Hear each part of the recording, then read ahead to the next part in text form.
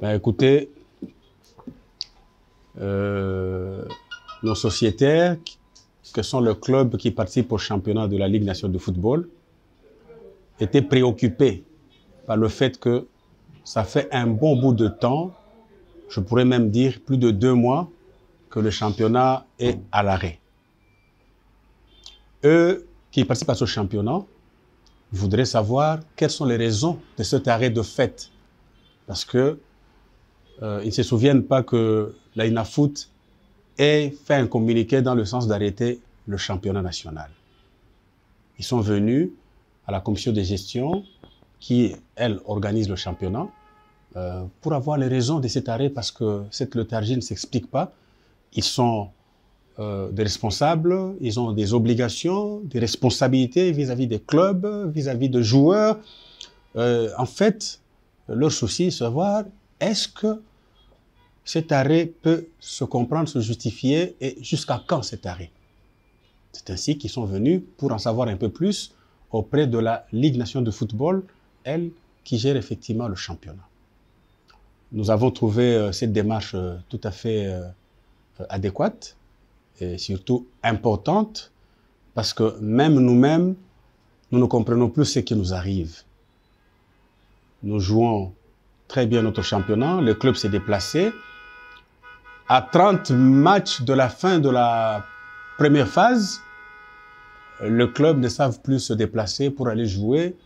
Nous sommes incapables de sortir un calendrier qui peut être respecté par tous. Et bien évidemment, de notre côté, nous avons tenté de leur donner une explication à cette situation. C'est ainsi que le club nous demande effectivement de leur fixer ou de les fixer par rapport à l'avenir proche du championnat.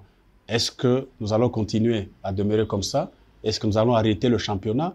Ou le championnat va-t-il continuer? Parce qu'en même temps, il y a des échéances qui s'annoncent. Bon, là-dessus, la INAFOOT ne peut pas les fixer pour le moment. Il faut que nous consultions l'organe au nom et pour lequel nous organisons ce championnat ici. Et en même temps, que nous sachions effectivement le gouvernement qui s'est engagé à prendre en charge le déplacement des clubs et des officiels de la INAFOOT, si il continuera à honorer ses engagements vis-à-vis de la l'INAFOOT.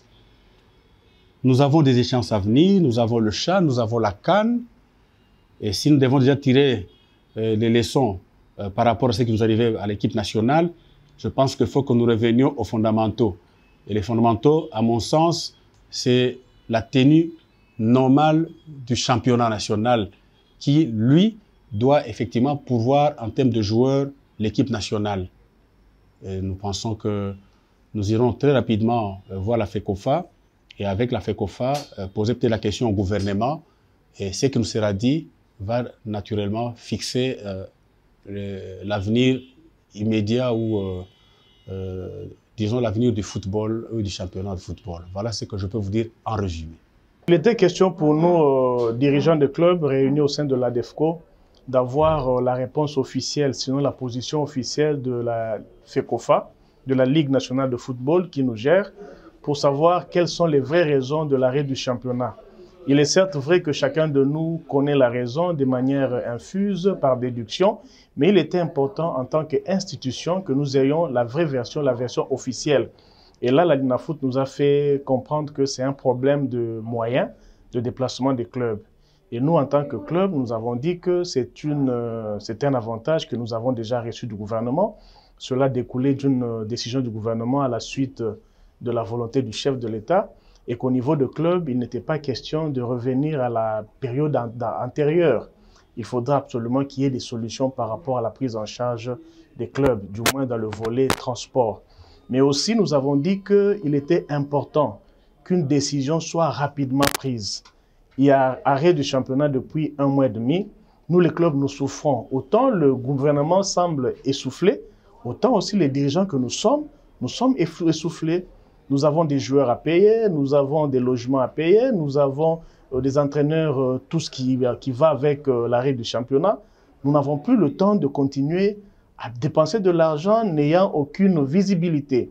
D'où notre position à ce qu'une décision urgente soit prise, qu'elle soit celle de l'arrêt ou celle de la continuation, mais elle doit l'être urgemment. Nous avons insisté sur ce côté urgent. Il faut absolument que la LINAFOOT nous informe de sa décision.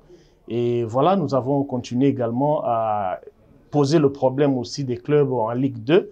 Tout cela a été dans un climat de convivialité et de responsabilité. Demain, nous irons voir la FECOFA pour continuer la même démarche.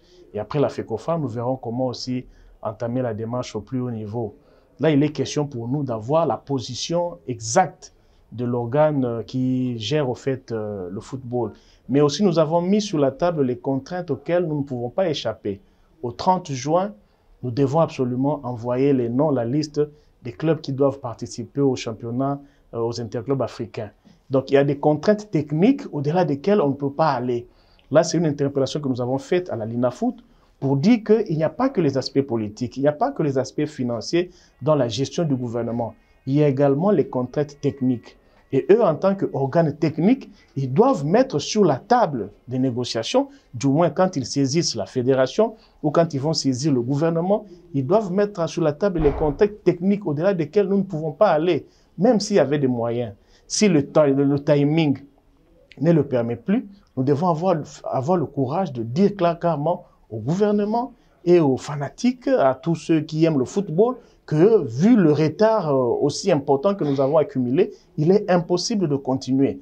Là n'est pas encore la décision à prendre, mais c'est une décision qui doit être prise dans les meilleurs délais pour nous permettre de nous libérer de ce fardeau que nous avons. Aussi, nous avons également relevé cette faiblesse qu'il y a.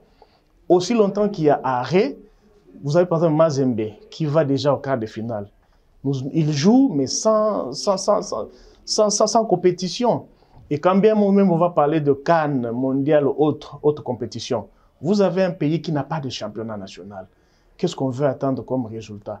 Donc, c'est vraiment une situation de crise énorme que le football traverse. Il est grand temps qu'il y ait des décisions importantes pour sauver le football.